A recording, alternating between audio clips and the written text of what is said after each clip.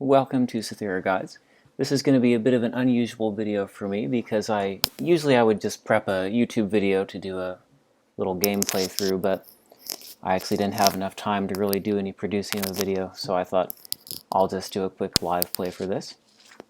So the story here is that last month I did a live stream for Ferazel's Wand with Ben Spees and Eric Spire, and in that stream he mentioned how some of his earlier games had influenced Ferazel's Wand. So I actually went back and looked at some of those, and I came across this game called Derrat Sorcerum. And I kind of wanted to play through it, try it out. It's actually a pretty short game, so I just figured, why don't I play through it on live stream? And it was a mixed metaphor software game. It was made by Ben Spees much earlier on. He has other games too. But this one is an interesting blend of point and click, like Sierra's old titles, with first-person puzzles. The music is also by Eric Spire, so kind of an interesting time in their collaboration. Let me just pull up the manual here. You can see a bit what it's about. Now, this game was initially called Sorcerer of Crimson Tower, I believe. I'm not sure why they changed the name, but that's really what it mainly is about. Let's see. Useful stuff in here. One thing to note, this is a mixed mode game, so you actually need to have either a real Mac or a BenQ image of the disk, and then to play that in emulation you have to have one of the experimental builds on Immaculation of either Bacillus 2 or Sheepshaver, and I have some of those builds. I'll link to them in the GitHub link when I put this on YouTube. But just to give some background, one of the interesting points, this is Terrak Norn, it's the land of Terrak Norn, which for Ferazel players will be familiar, because that is the world of the Habnabits. So I like to think that this could perhaps be the ground dwellers, whereas the Habnabits are maybe the underground dwellers. The reality is probably just that he liked the name and decided to use it twice in his different games. Let me adjust that there. There we go. But basically the idea is that mages were these powerful beings in this land of Terrak Norn, and people grew fearful and exiled them. I think it's a familiar story in fantasy. And they created this safe haven called the Crimson Tower, which in a second exile kind of became a training ground for more sorcerers. There's other information in here. Some of it actually is relevant to the puzzles in the game, but I won't spend much time on it. They have the ranks of the tower: apprentice, journeyman, wizard, high wizard, councilman. And you're going to be following this character, Corin, who is basically an apprentice. He's doing his test to go to journeyman, and he's trying to overthrow this evil sorcerer who has more or less invaded the tower. So I won't spend a lot of time going through that. But that's the background on it. You do get a little hint book here that gives you basically the walkthrough for the early part of the game. But you don't really get much else to go on than that, which I think is why it's a hard game. There's not a lot of materials about it online, just because you are left to your own devices to solve it. I have gone through and looked at the data files. They're actually in the CD-ROM. They're hidden, but they're in the CD-ROM, and you can use that to find your way through different puzzles. So that's what I did. And it's not very long, actually, so why don't we just go ahead and hop in and do that. Now, I'll note here that to get these videos to play, you have to have QuickTime 2.5, so there's a bit of a sweet spot. If you have old versions of macOS, like System 7 on Bacillus 2, not everything quite plays correctly. You get script errors, and then if you use a newer version like macOS 9 on Sheepshaver, there's some graphical anomalies. So those aren't game-breaking, but the sweet spot I found is to use macOS 8.1 on Sheepshaver with QuickTime 2.5. And again, with a build that supports BenQ mounting of disk images. So that's my setup.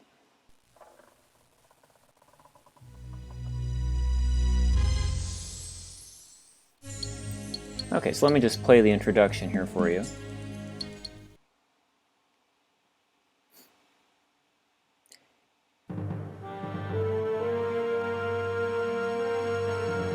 So this is a really interesting style for the game. And you'll see this too. As I said earlier, it's kind of an interesting blend of point-and-click Sierra adventures with first-person puzzle games like Mr. Riven, but there's live elements integrated into the game. I think that's perhaps the most unique thing about this game. So here's just the backstory. You have Ferazel, who's this High Council member who one day he just marches into the Wizards High Council and decides he's going to take over. And you see in the background this is actually live acted parts that are being overlaid or underlaid here in the background. And that's actually how the game works. Corrin himself is a live action character that you control. So it's cleverly done, not common. I don't know if I've actually seen it in any other games, but it's definitely an interesting approach.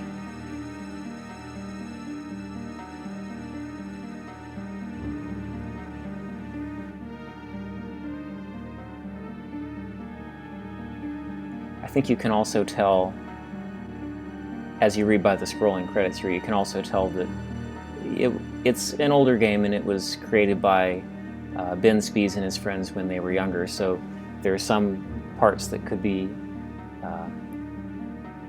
better written maybe, but it still gets the point across.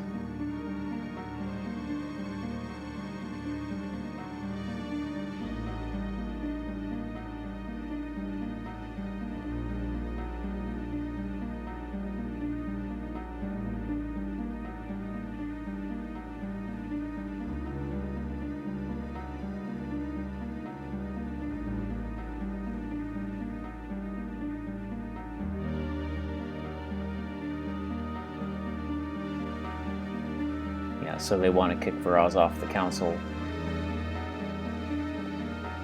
I don't think we actually get much backstory on what exactly Ferazel is doing. Like, I showed the manual earlier and it just gives general backstory on the Crimson Tower. So we don't really know the details of what's going on here.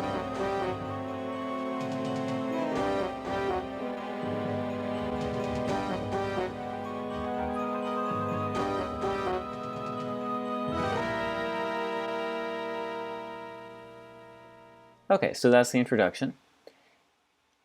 It should take us back to the menu here. And I will just start a new game. So we hop right into it here. Yeah, so here's Corrin. Here's our action bar down here. And he has an inventory, just his robes and cloak right now, but we'll pick up other items. And this is walk, this is pick up or touch. This is flash with like a blinding light. It's about the only spell he seems to know, as well as flame. He can cast a flame.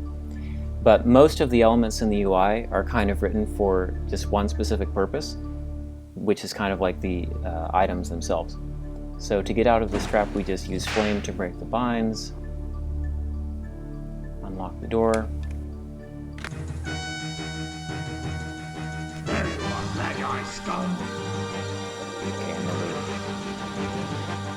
we use the flash on that. If you don't do that quickly, then you'll lose. You'll get a death screen. You have to pick up the jailer's key, and then use it to lock the door. And that's what the hint book walks you through, is getting to that point in the game. And there's not really much else to do in here. You can click on different elements and you get maybe a little pop-up about them. You actually do have the ability to turn on and off those candles there. But there's nothing else to do in this room, so let's go ahead and leave.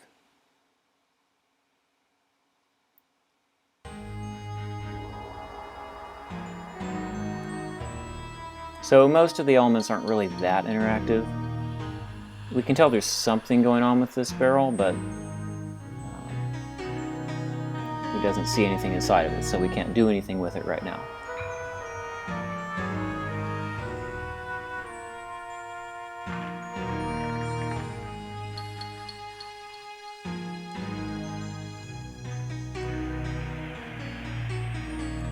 Nothing on the bookshelf.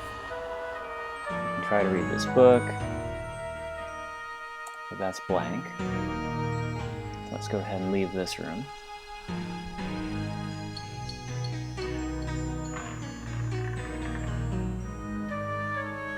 The maps aren't terribly complex. There's just different rooms you can walk between, elements you can interact with. So for instance, there's a window which you can can't see. The bed, which you can't use. This is the mixing table. Okay, so we got some more items for our inventory here, but we don't have enough to actually mix anything.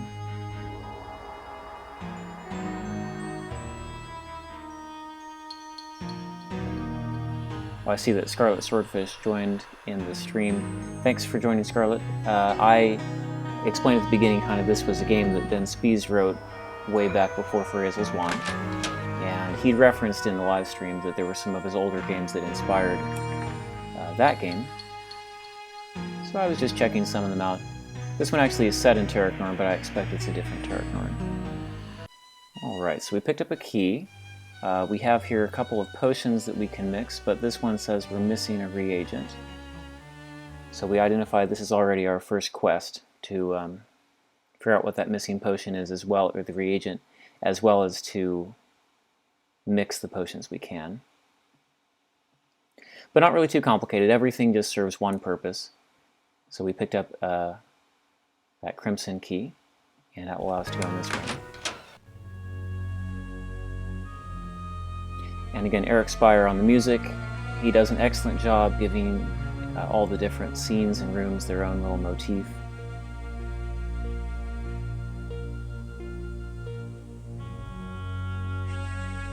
So you can actually grab some grapple bait out of the fireplace there.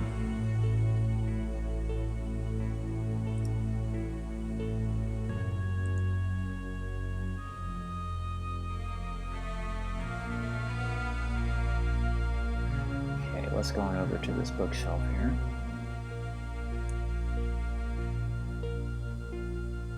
Yeah, you can tell there's not too much interaction you can do, because like all of these elements is just saying there's nothing to do with them. But we can pick up a poker. There's some potions up here.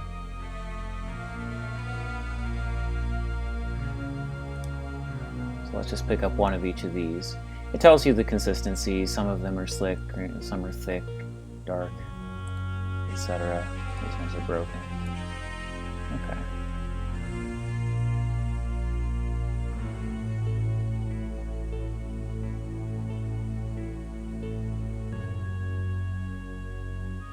Let's leave this room. That seems to be everything we can do in there for now. And then we didn't explore this side of the hall.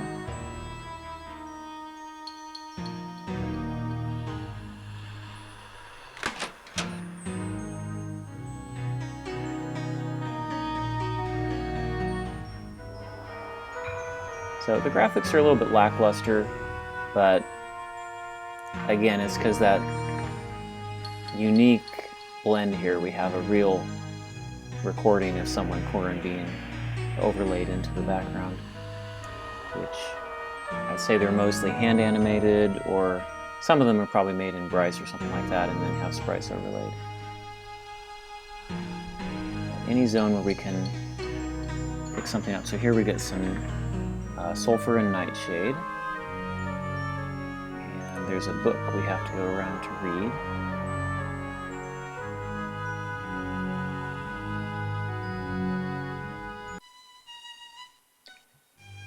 Alright, so you can pause and look, but basically all this book is telling us is that the person who built the Crimson Tower used to build underground compounds, and there's this symbol that showed you the path through them. So that's the only thing we actually learned from that book, and it's not even something we necessarily need.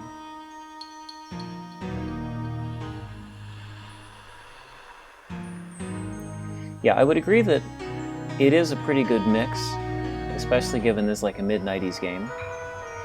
I think that, yeah, so here we're going to the council, but we don't actually have a room for that. We're just told that he's picking up negation of magic and then leaving. I think that Ben and his friends were probably into what we consider LARPing or something like that today. And I mean, that's essentially what we're seeing here, but mixed in with these fantasy animation elements. Okay, so we've pretty much explored... Oops, I didn't mean to go back in there.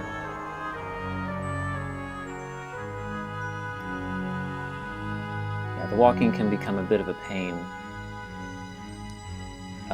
when you have to walk through the animations. But I'm impressed. They make the actor grayscale to accommodate that. But the coloring and things seem to work pretty well. Yeah, there's not much else we can do.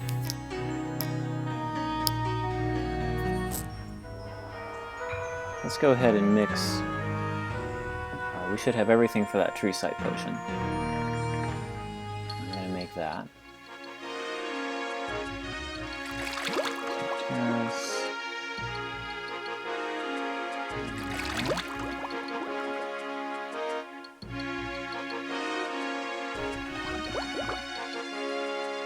I recommend whenever you come across something, you can just write it down or take a picture. Like that's what I did for the potion book, so I would know what to mix.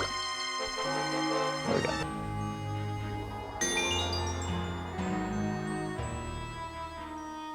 So now we have true sight.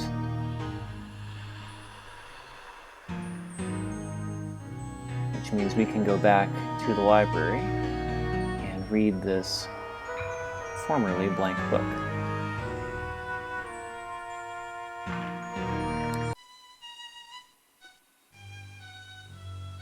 Okay, so this is just a wizard or high wizard saying that there's another apprentice doing training and he's hidden a very powerful scroll in the library by a bust. But there's nothing else there. Oops.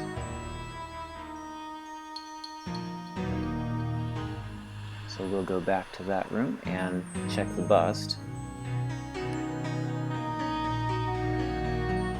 And we need the key to do that.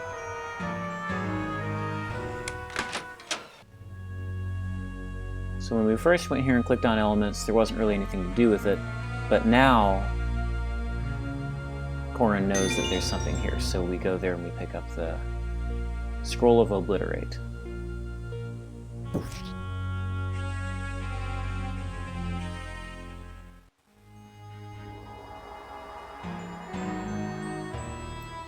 Okay.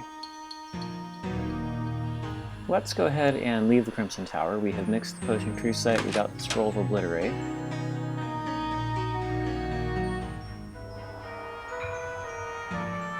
And we didn't go through this door yet. So let's explore here.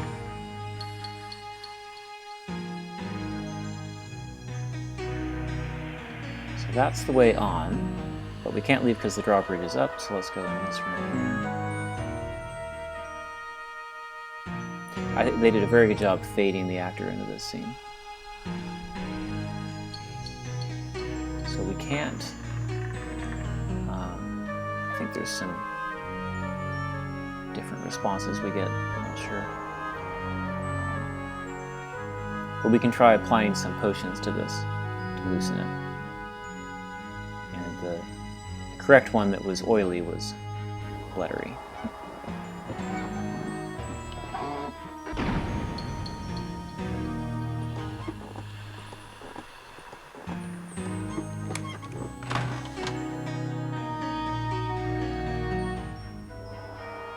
Okay, so the drawbridge should be down, which means we should be able to leave. And we don't get blocked this time. Now, we do get a prompt here that we've missed something, and we'll have to come back.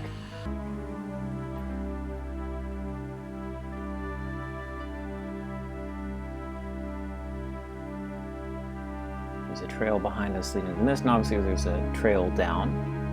We'll explore all these. It's actually not that much to explore. There's really nowhere to go or to click on this screen, except there is a shovel back here. So if we click on that, he'll go and pick that up.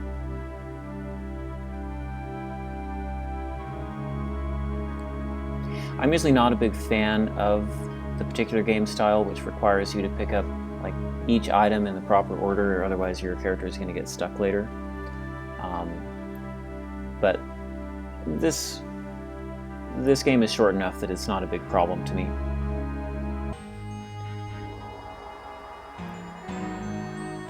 So we went, I just wanted to show you outside the castle so you could see. We got that prompt though that we have to come back and explore more.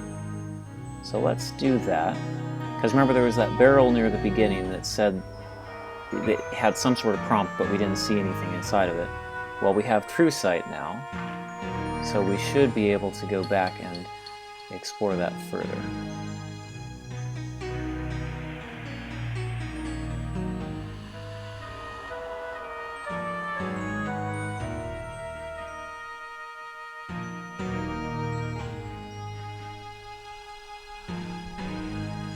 Okay, so this time instead of seeing nothing, we see there's a little handle that we can't pull. So there's a compartment down there, and this is where there's some flexibility. You can use multiple items for different things. So here we can use the poker to pry it up, and then we'll find a little bottle called Irwin's Catalyst. I picked up that shovel to show you. You can also use the shovel to bash it open, and you can get the catalyst that way. So there's some items that have multi-purpose, but there's not many. Okay, so we picked up this thing called Irwin's Catalyst, and as you'll recall, it told us that the potion of random teleport was missing an ingredient. So let's go ahead and mix up what we knew from the book. That was Sartus,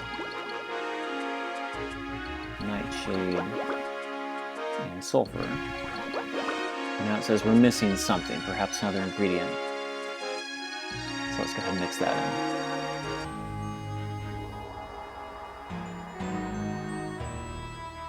in. Okay, so now we have a potion of random teleport, and we've actually picked up everything there is in the Crimson Tower. The different levels are not very long. And as I said, I played through the game just to see what it was like. I did use a little bit of accessing the data files to see what different prompts there were, and we'll talk about that when we get to the compound shortly. So let's go ahead and leave.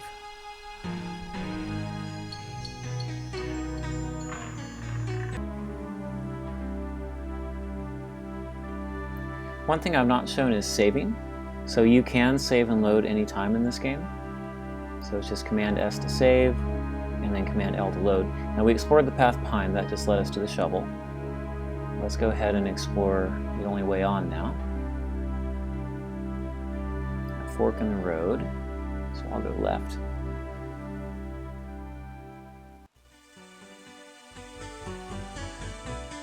I like the music in this part.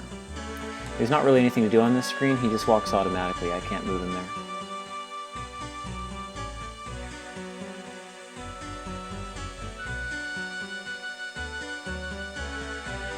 And there's nothing to do here. If we click on the axe, he will go over and try to grab it, but we're told that it's too stuck and he can't get it loose. And then of course there's also something over here on the ground. And I tried a lot of interesting combinations, like putting potions on the ants or picking them up with the goblet or digging. But what I found is you always get the default response unless there's a particularly coded message, like if the game is not designed to handle any specific interaction, then you just always get that default response. And indeed this screen actually has nothing we can do with it, it just has nice music. So I will leave.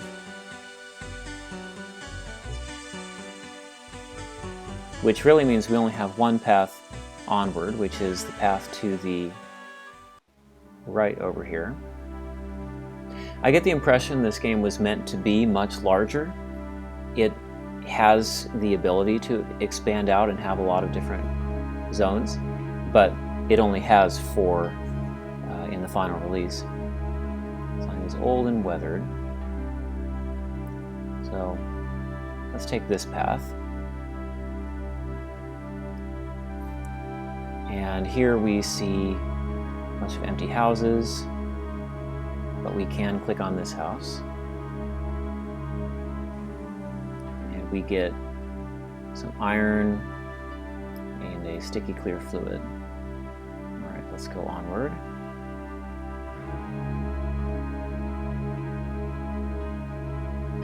There's really nothing to do here but go up the stairs.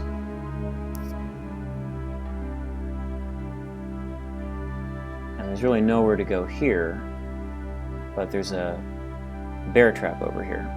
And if we go to it now, we'll actually just get injured. But if we use the poker, he can disarm it and pick it up.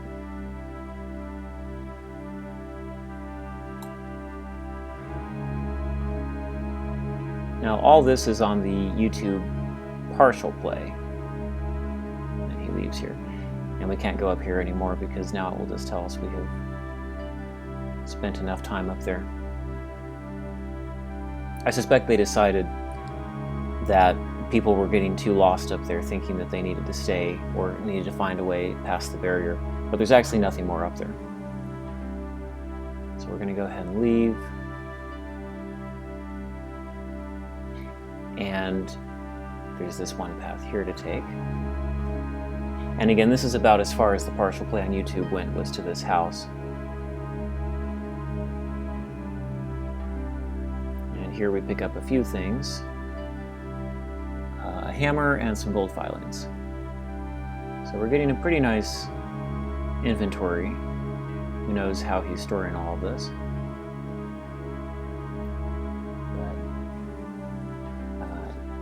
Yeah, that's all that we've seen so far, but there's actually, it's not obvious, there's a little path to the side here. And once you find that, you can move on. There's now a river over here. And we don't know how to get across.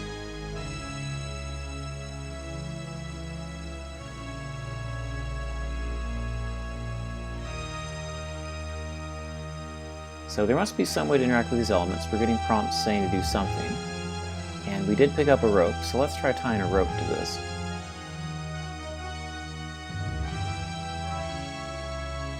But the small rock isn't sturdy enough, and he prefers to put the rope around that rock for some reason.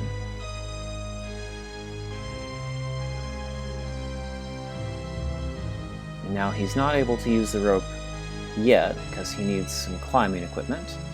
And for that, we'll use the jagged piece of iron. This is what I mean by each item kind of has one specific use in the game.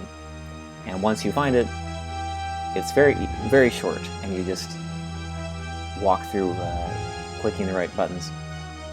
Okay, throws a grappling hook over, crosses overhand, and he falls. But he has that potion of random teleport we made. So again, this is a game where if you miss getting something early on, it'll hurt you later. If you don't have the potion of random teleport, you would die.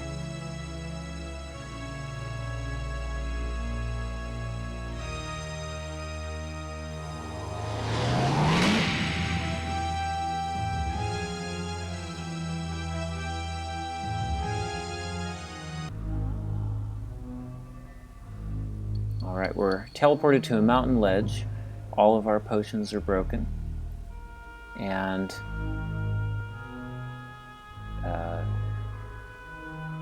yeah, we're stuck here with no way back.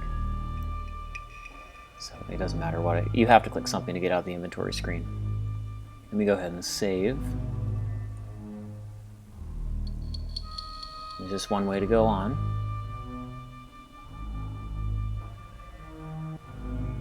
And now we're trapped with a pile of boulders. You can't clear it with your hands. You can't burn it. But thankfully, we picked up the shovel so that Corrin can clear the way. And we now find ourselves in the wizard training compound. So as we said earlier, he was going from apprenticeship to journeyman. There's the wizard training compound that goes from the next level up. So he's kind of skipping all of the training in between and just taking the test.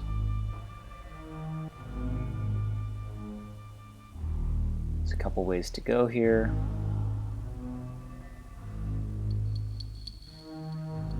Untutored, diligent, learned, respected, powerful. And we saw in the README there were, so this is a hint for a later puzzle, but there are 5 levels of wizardry: apprentice, journeyman, wizard, high wizard, and councilman. And that's meant to imply that. It was not obvious to me on my first play. So we can't go back that way.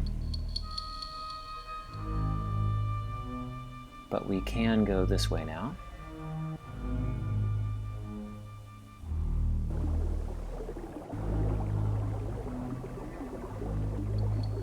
Couple items in here. Can't do much with that. But if we click on the skeleton, we will pick up some various pieces. So there's a rag.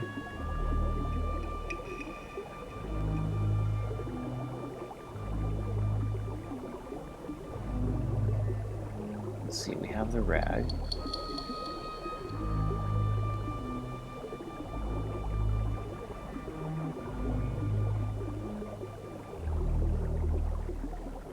We also need to get one of the skeleton bones.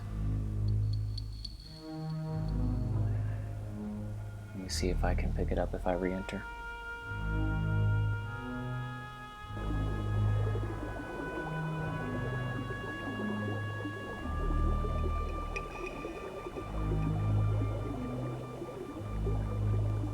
Oops. There are some interesting bugs in this game, and I feel like we might have run across one. Might have to go back to our save.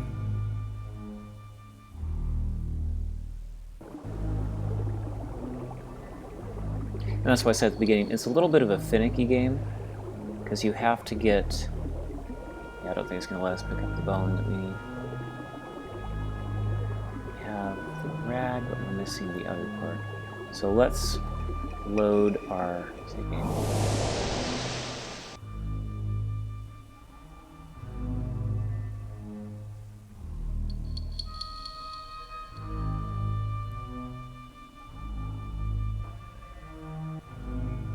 Clear the path again.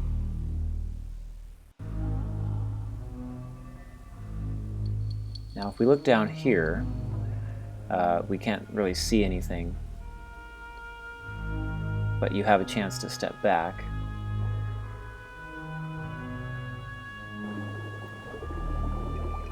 Okay, we have the rag. I need the bone. We can get the bone.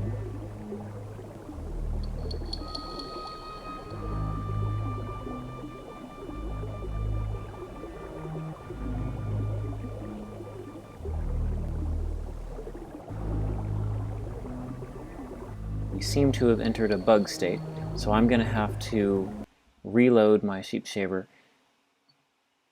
and start it back up.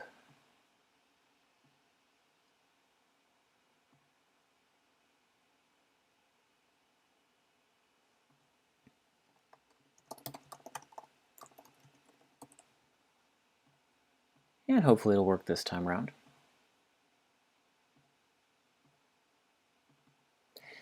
So the save games, interestingly, only save the map you're on and the scene you're in, as well as the items you carry with you. So there's a lot of things that are set in the memory of the game that don't get reset, which is why I couldn't pick that rag up a second time. So when you get stuck, you are probably stuck having to restart the game. Not the full game, but like quit the game and load back in. Let's see if it's working correctly this time. Okay, there we go. Yeah, so we can see down the hole. We can see this kind of a black pit that we don't want to go down.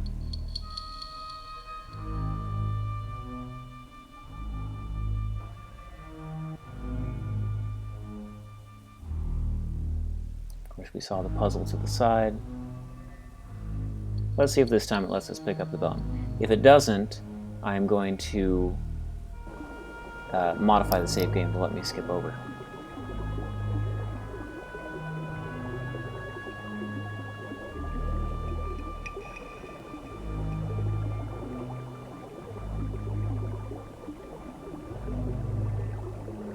Ah, very good. We got Skeleton's Pelvis this time.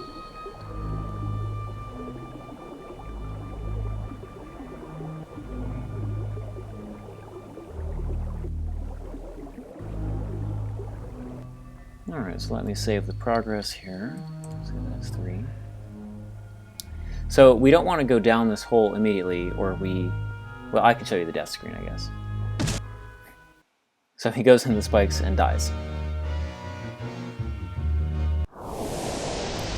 But if we drop an item down there, for instance, let's try putting the goblet down there. It says that wouldn't help. So we kind of have to try different items until we find one that works. But the bowl will actually do it.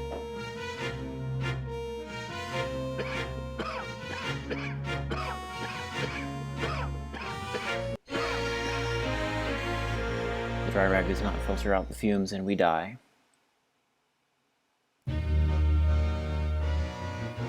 So it's very linear, this pacing. I did forget to do one step. We have to go dip the rag in the water.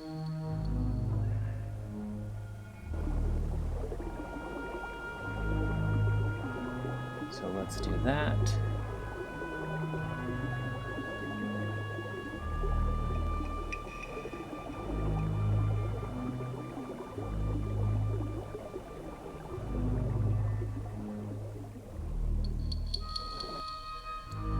Very good. Okay, let's drop the bowl.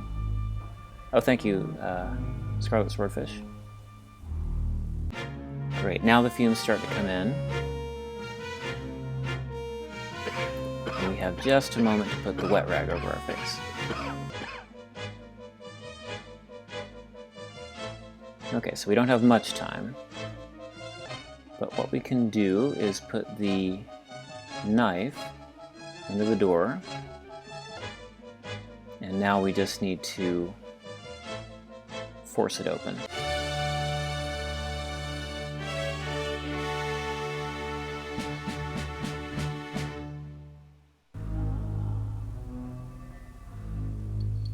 Okay, now we're in another training area. If we try to walk across here,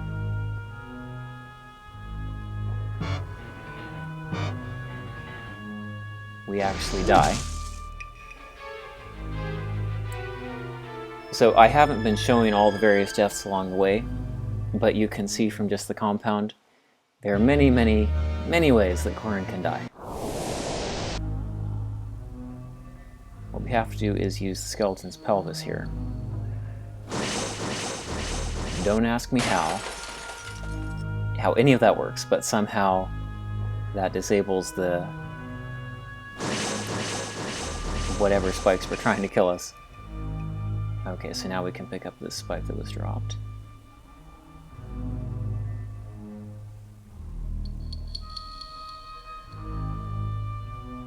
And onward into the mountain. These scenes look like they were rendered in Bryce to me.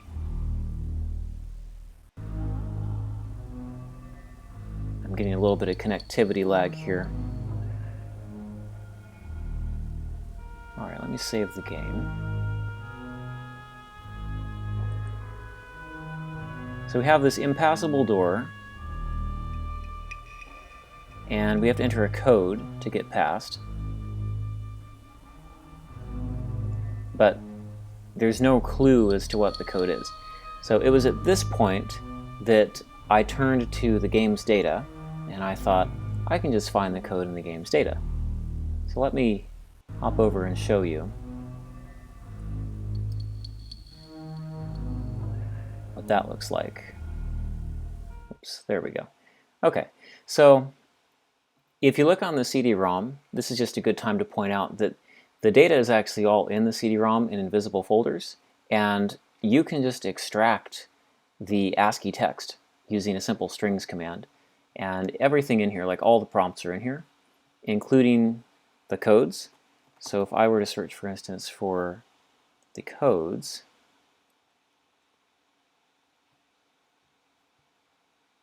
it might be in city. Yeah, it's just all the different files.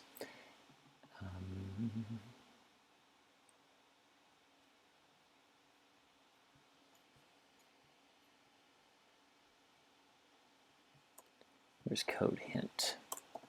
Yeah, all of the commands are in here, code hint. And I use this to locate like what specific thing you have to do if you get stuck. It is mildly cheating, but like I said, there's really no help for the game. So, but the code is in here, and I use that to figure it out. So let me hop back to the game and just input that and the Easter eggs that I found. So the Easter egg code is Spees. Unsurprisingly, this is one of his games.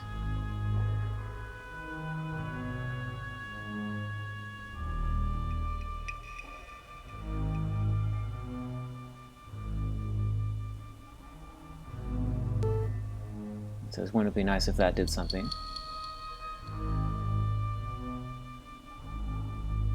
There's another one in here. If I put kill,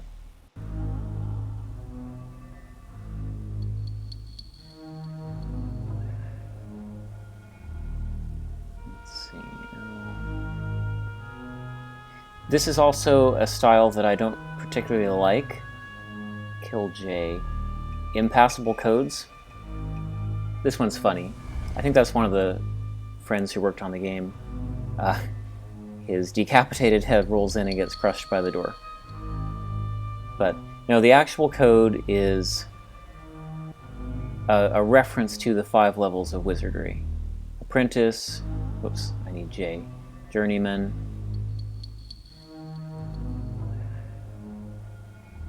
Keep going past J.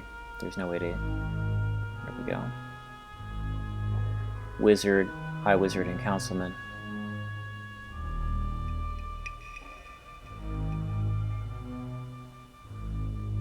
This 4th one actually doesn't matter if you check the game data, but I'll just set it to S. There we go. Now we're past there. Yeah, impassable codes without many hints are not my favorite design, but thankfully, Ben Spees did not obscure game data, unlike Glenn Andres, who worked a lot to prevent game data from being read. Okay, so if we let this go, we're not going to be able to go out that door. So we need something that will hold that down. And you can try different items. Like you just won't be able to do anything with them. So what we need is to use the sticky fluid. And now it stays up. So we can go through the gate.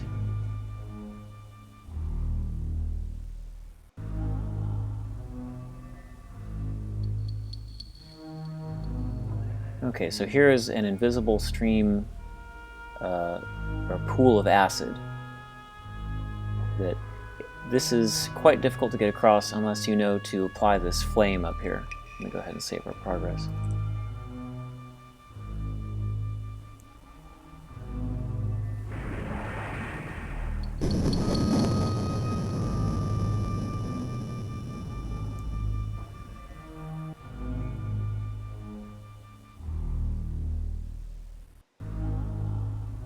So now we're able to safely walk across here.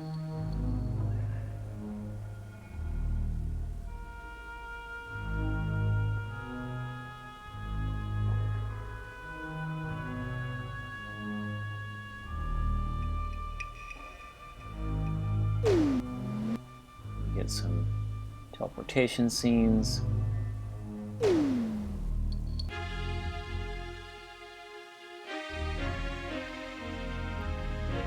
Now outside the examination compound. Technically that means we've risen to the ranks of wizard or high wizard. And again we see another element of the game that's kind of like a one-time element like some of the spells. This is the conversation element. Just passing through. Sorry, no one's allowed in. The guard is really hard to hear. Isn't there some way you could let me into Natatorium? No one's allowed in. Alright, goodbye. So there's really nothing else we can do. If you try to walk in, you would die. Talking to the guard again gives you the same conversation. I'm seeing someone in the city. Sorry, no one's allowed in. Come on, you can let me in. No one's allowed in. Alright, goodbye. Provoking him twice, he'll kill you. So, and then if you just click on this Haven't you character, noticed that woman over there you can staring progress. at you? She's got a thing for you, I'd say. Really? Ye? Yep. Well, thanks, neighbor. My pleasure.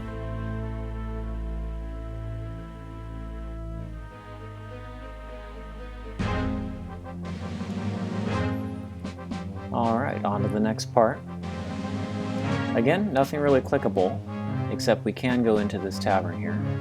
Now this part gets a little corny to me, I think. If you look at the beta files when it was... Excuse me, I'd like a double... Sorry, the bar's closed. Sorcerer of Pardon? Crimson The Tower bar's is all text. closed. We've been shut down. But here's By voice. whom? Genora. All of Natty-Dawn's under martial law until things settle down. That's why nobody's on the streets. We're all locked up for whatever reason. Well, what happened exactly? No one really knows. We all went to bed one night and woke up to find those damn thugs wandering the streets. They all told us to go home. We can't even get water from the well. We've been stuck here drinking rum. The well is closed? Why? Supposedly people have been using the caverns below to do various naughty things. Are they? No. My sister and I have been forced to use the caverns to get food from the market. I don't know what everyone else is doing. Starving, I guess. My God. Thanks for your time. No problem. Be careful out there. Derrat out front is a pretty nice guy, but some of the other men... Watch your back. So I think that's a little bit corny. They could have kept the text, but there you go. So the description is basically that Juarez has locked everybody up and no one knows what's going on. But there's really nowhere else to go or anything else to do except go to this well. It's kind of similar to the hole with the spikes at the bottom where we can walk up to it and take a look down. And you can click away if you need to, but there's actually nothing else we can do out here. So let's just go down in. Now we're in the Underground Caverns. He will walk through most of this himself. My theory is these caverns were meant to be much larger. Think back to the early book we found in the Crimson Tower. It had that symbol that we needed to follow. And again, we see that symbol up here. So I think they were probably meant to be like other ways to die. I guess they didn't end up implementing that because anywhere you click just takes you there, onward. So it was probably a part that wasn't finished. So here we have a door that we don't want to open until we can get the guard killed. So we have to set up a rather elaborate puzzle.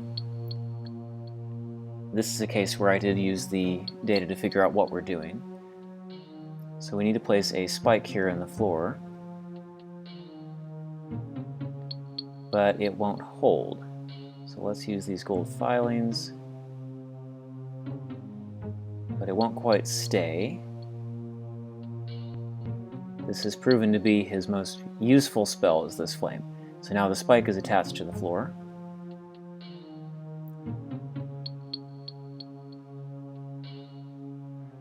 Let's walk back here now. Well, the problem is the guard would just go around the spike. So let's go back and grab the wire that we had from the... Let's see, I'm hoping we have wire in our inventory. We may not.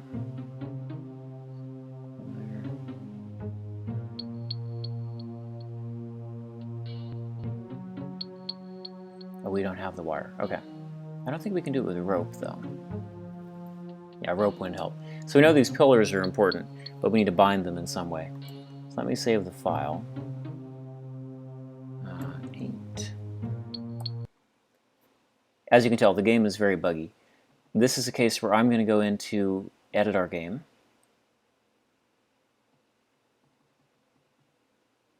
And I am going to add wire back because it's supposed to be in our save.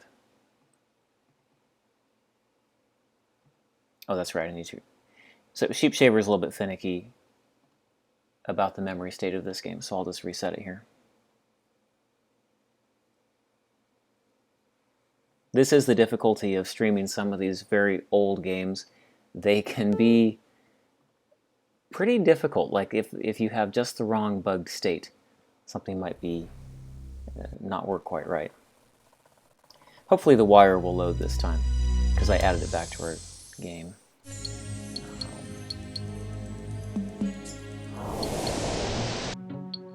So I need to make sure that we have the spike. There it goes. The wire has appeared, so let's place the spike. Let's place the gold filings. And let's melt them down this time. And again, things are not saved in the game data, like the save game data, they're saved in the game memory.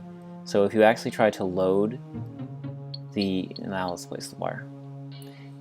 If you try to save and load the game here, the spike will always be here, because it's global to the game data. So it was a pretty early game. Ben Spees was mid-teens, I think, when he wrote this, so it's fairly impressive. Okay, now let's go ahead and open the door. I think we have to walk back here to trigger that.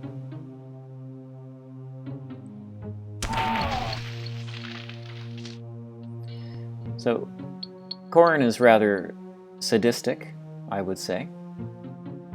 So don't mess with him, because he will kill you in terrible ways. Alright, so let's save now that we're in the home stretch here. Not the time to admire the scenery. And there's really nothing else to do here except go forward. Alright, so let's go here to this door. Have you found him yet? Who? The apprentice, the one you missed, Corin. No, Boraz, we haven't. And there's no need to shout. It's not important. He's only an apprentice, don't worry. I wouldn't have to worry if you hadn't failed in the purge of the tower. You couldn't even check a few rooms, and now look at what's... Your memory is failing you, old man. If you hadn't planned the purge on the wrong day, then you'd have his head right now. Don't blame me for your mistake. I could kill you this instant if I wanted to. You're nothing but a cog in the machine, don't forget that. Because of your incompetence, the plan has been delayed and endangered. You're lucky I haven't killed you by now. So I'm really amused by the fact that they had a female in the cast, but they didn't use her for the barmaid, which made it a little corny. But so we can't go in there because it's locked, which means we need to get a key. And we'll get the key from here.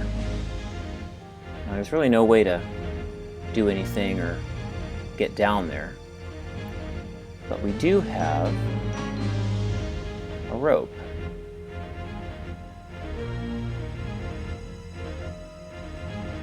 And Corin, being truly sadistic, has decided a bear trap would be the best way to handle this.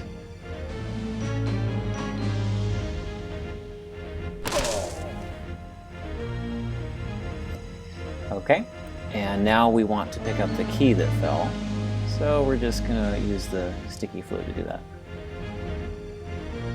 And then he'll automatically just pick up the key.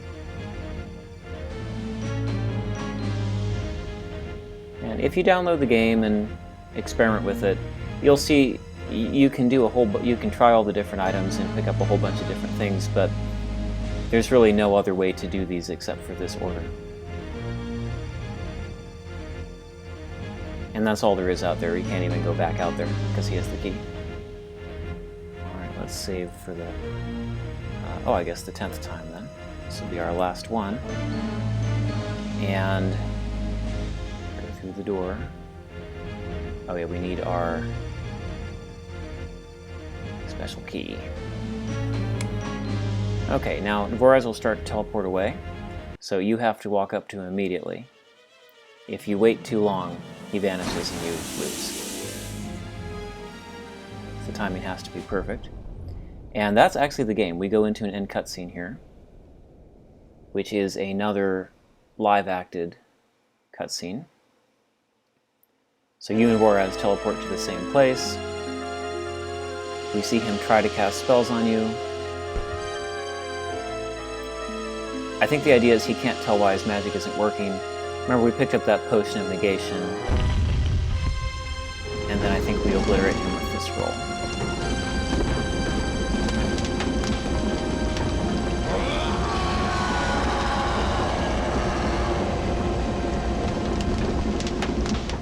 that's the end of Juarez. Now, why the councilmen couldn't do that when they had the potion with them, I don't know. But I guess the apprentice wizard knew how to use it properly, and he had the right elements there.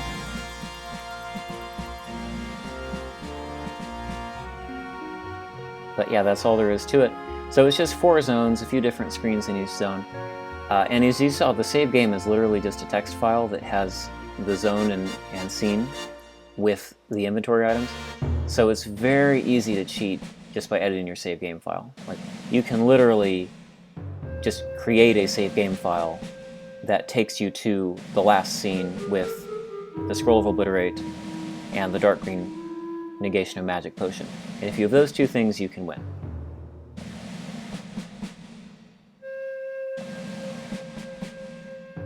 But in the beta,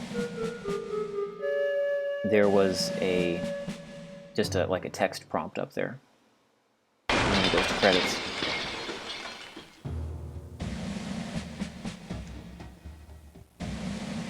So it's kind of a funny product of its time. Again, Ben Spees, very young, probably mid-teens. He did this with a bunch of friends. The unique style of live actor. So here's Drew Wilkins. He was the one who played the Corrin character. They blend that character into those Bryce-generated and other various painted backgrounds. It's really well done, but I would have been happier if the game had a little more to it. It's a pretty complex engine. It supports a lot, but he only had the 4 zones built in. So.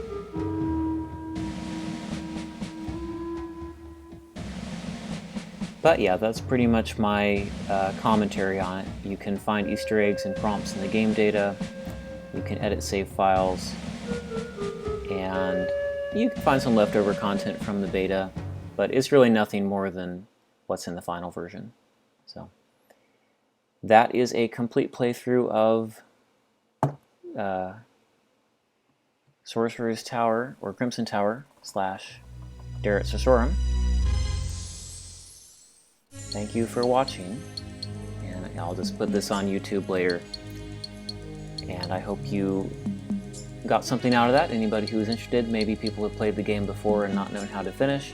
So again, I say just use the game data if you have to. There's no such thing as cheating in the interest of seeing the end of the game. That's my opinion.